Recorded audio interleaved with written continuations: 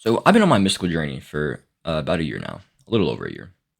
And for this past year, there have been times where I've been met with monotheistic paradigms, polytheistic paradigms.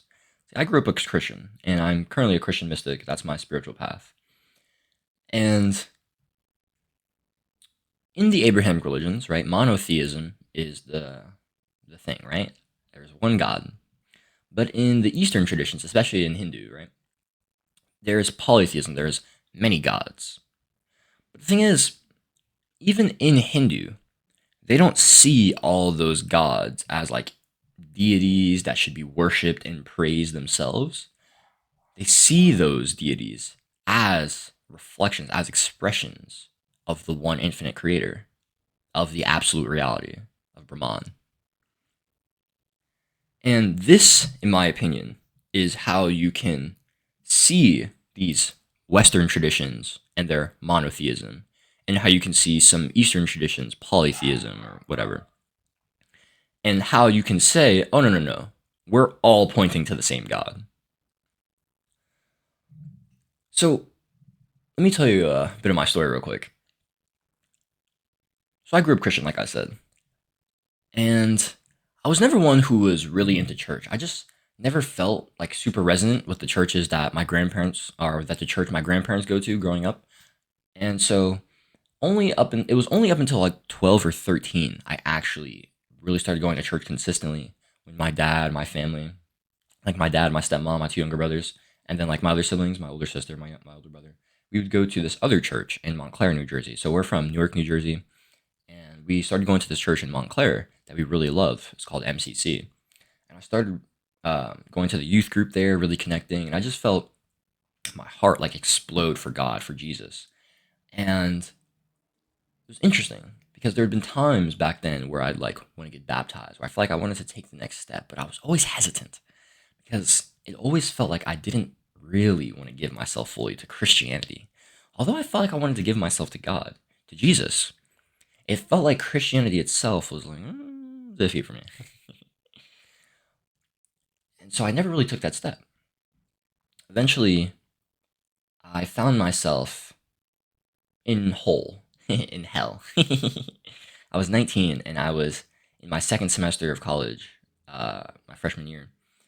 And I was just depressed. I was lost. I was purposeless. I was heartbroken. The girl that I wanted to be with just told me that she didn't want to be with me and that now she had a man. And I was just like, oh, okay, so I'm trash. Got it. I felt purposeless. I, always loved science, engineering, math growing up. But I had majored in physics for the first semester and realized I just didn't care. My heart just wasn't there. And I was like, yo, what is life? Like, what is happening? What is going on? I didn't know. And so I was just down. I was just down. I didn't know where to go from there. Eventually, I found myself leaving my home state of New Jersey and moving down to Georgia with my dad. My dad and my family moved down here in 2017. I actually came down here with them originally. It was the summer after my seventh grade year, but I left after a year and went back to Jersey to live with my mom, my grandparents, do high school there, my first year of college there, only year. And so I found myself here in Georgia and getting on to self improvement. I started like binging like mental health content, especially by Dr. K. And Dr. K was really who opened my spiritual paradigm. He started teaching me yoga. He kind of started weaving these spiritual lessons into the science and the mental health things that he was teaching. And eventually they started, resting on my heart and resonating in my consciousness. And so we get to the end of 2023. And in the first half of 2023, I'd been in absolute hell. I'd been lost, I'd been down bad, I'd been heartbroken, I'd been purposeless, I'd been clueless. I didn't know what was going on. I'd lived in escapism all day, every day, the first 5 months of the year. Wake up, get high, jerk it off to porn, smoke, binge a bunch of video games, binge some content, see this girl, see that one, binge some food, get high again, blah, blah, blah. Do it all over. You see what I'm saying? That was my life. And in the second half of 2023, when I moved to Georgia, especially like the last quarter, especially, I'd seen so much change. I started journaling. I started meditating. I had this like 2 month stint of like doing push ups every single day. I started at 10 push-ups, 2 sets of 5, and I ended at 120, right? 2 sets of 60. I eventually in December, I started posting on YouTube consistently for every day for like 3.5 weeks. And so I was in the creator energy. I was feeling closer to that version of myself that I felt God was calling me to be. And at this time, I wasn't really on my spiritual path yet. I was learning about Hindu, like I said, in yoga. I'd actually just like binged The Way of the Superior Man back to back in November. I got the recommendation from my mentor, Hamza. And that also opened my spiritual paradigm up a lot to like the masculine, feminine dynamic. Eventually, I get to the end of the year.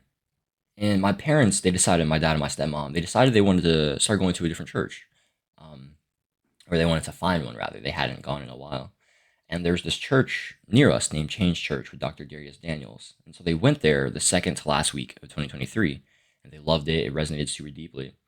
And so they decided that they wanted to bring us there on the last week of 2023, the last service, the New Year's Eve service.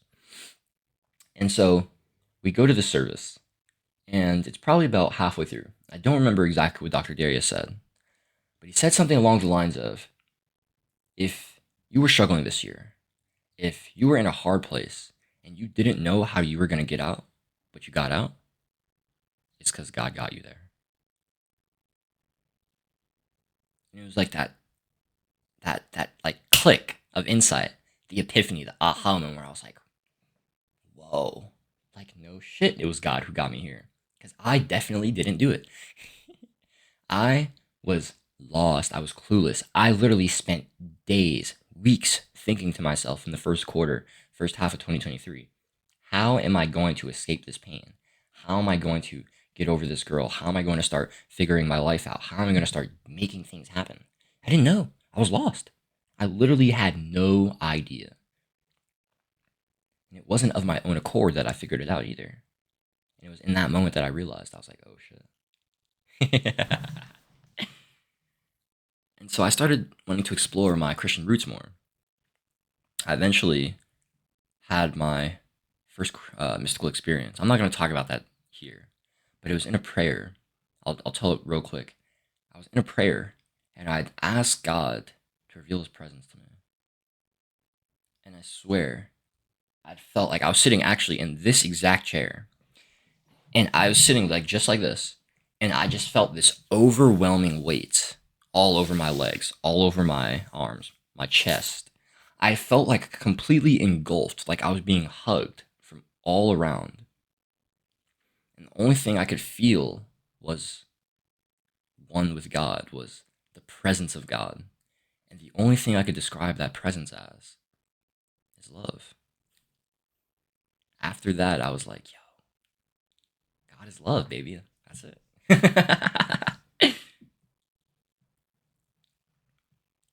Now, unfortunately, that paradigm of God as love started creating dissonance inside of me with the paradigm that God also wants to send you to hell if you don't confess Jesus. You know what I mean? So I was like, I don't know about those ones.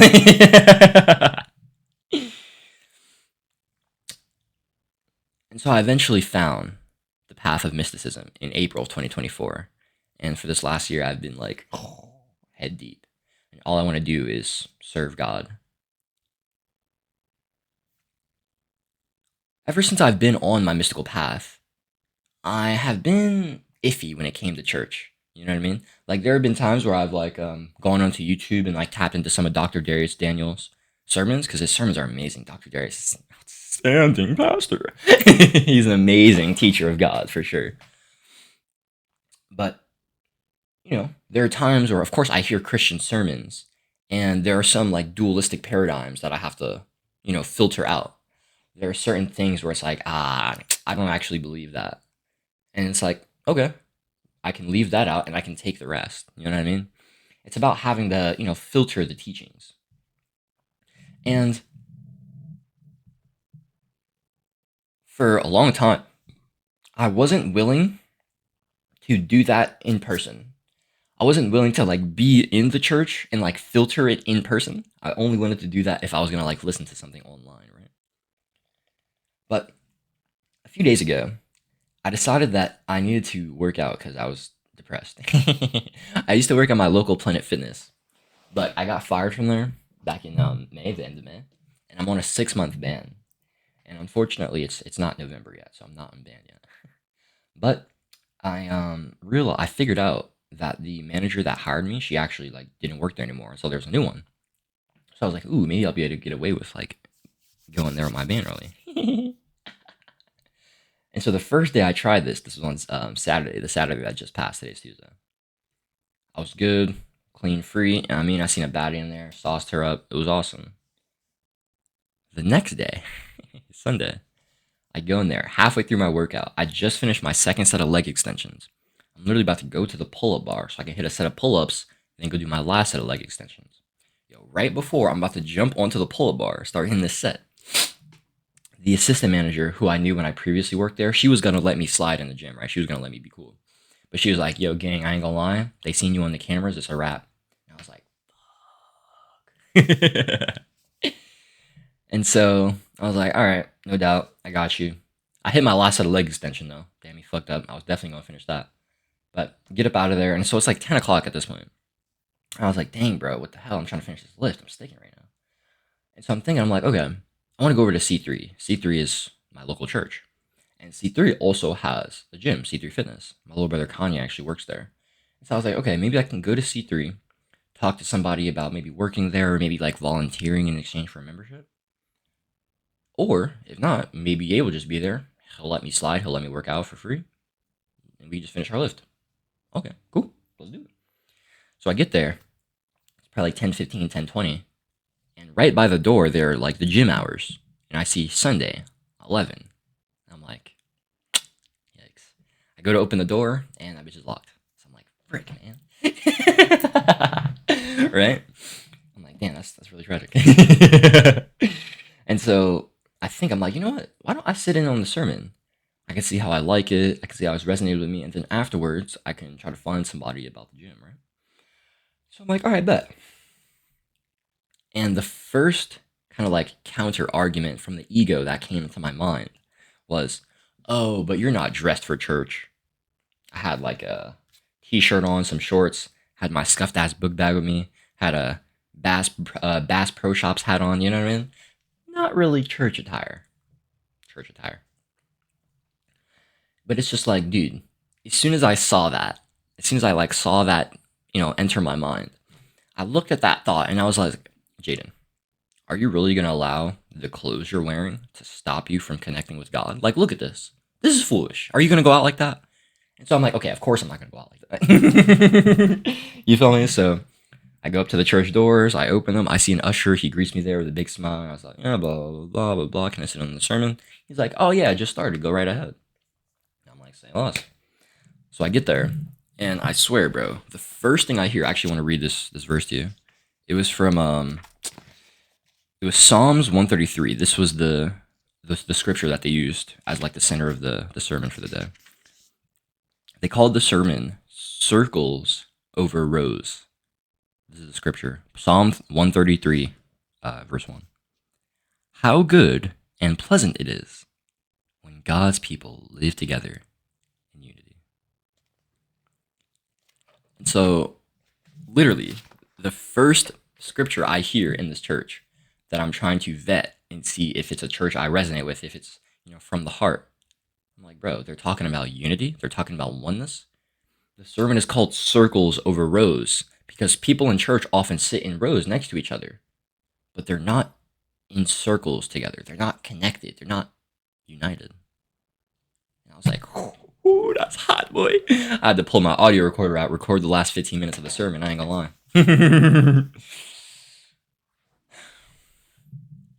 I resonated so deeply with the message. And I was just like, oh man, look at where God has brought me. And so I eventually, the sermon ends, and I go to find somebody I could talk about the gym with. And I find the guy, his name is John. He's like the leader of the gym. I told you guys, my brother Ye works there. Ye's told me a bunch of stories about John. So like when I see him, I'm like, oh, I know this is John. Right? And so talking to John, and John tells me, unfortunately, when it comes to the gym, anyone who works there is like it's like an employee. We don't really do like volunteering for the gym, just because since it's a business, if there's anything that happens with like injuries or anything like that, we don't want to have liability stuff like that. I'm like, oh yeah, I totally understand that. That definitely makes a lot of sense. He was like, but when it comes to volunteering, if we have tons of other options, if you're interested. I told him how I was a YouTuber, and he was like, maybe you'd be interested in joining our creative team. And I was like, oh yeah, that sounds dope. I'd love to see I could do that, right? And so there was actually another man named John there, and he was able to like take me to like that room where that program was going on. And so he takes me there. I go there, and the first woman I see there, I love her hair. We all get like name tags, right? And so I saw this woman's hair. It looked so beautiful. It was like a blonde, and it was like a probably like a 2B curl pattern. Just looked really nice, right? And she had like a half up, half down kind of going. I was like, yeah, man. And she was like an older white woman, probably in her 50s, maybe like late 40s. Yeah, I say like probably like late 40s actually, early 50s. And so I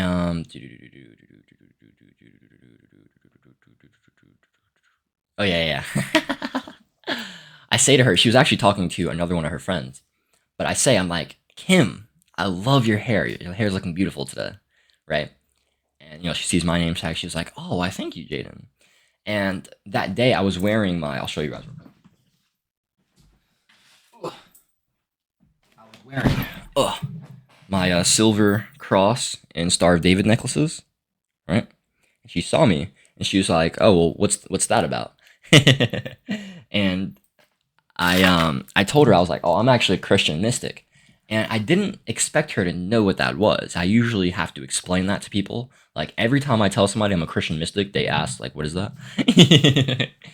And her answer, like her response to me was, "Oh yeah, what church fathers have you studied?" I was like, "Is this a woman who's tapped in?" And so we started talking a bit, blah blah. I eventually told her about like, the story of my mystical experience, and I told her like her and her friend actually told me that that sense of overwhelming weight I'd felt, the presence of God. There's actually a Hebrew word for it, kabod. It's the weighty glory of God's presence. And I was like, oh, that's hot right there, baby. I'm like, yo, that's crazy, bro. I just met some mystics. I just met some fellow mystics, right? And there's this like one point where I was talking to Kim, and she'd asked, like, I was telling her how like growing up, because like I was telling her about my story when she asked me about this. I was telling her like growing up, I would see the Abrahamic religions, and I would be like, yo, how do you all y'all believe we're right, you're wrong? But we all come from the same place. We all worship the same God. So how is it that one of us is incorrect and the other two are correct? Or two of them are incorrect and one of them is correct? Like that's never made sense to me. You see what I'm saying? Um, and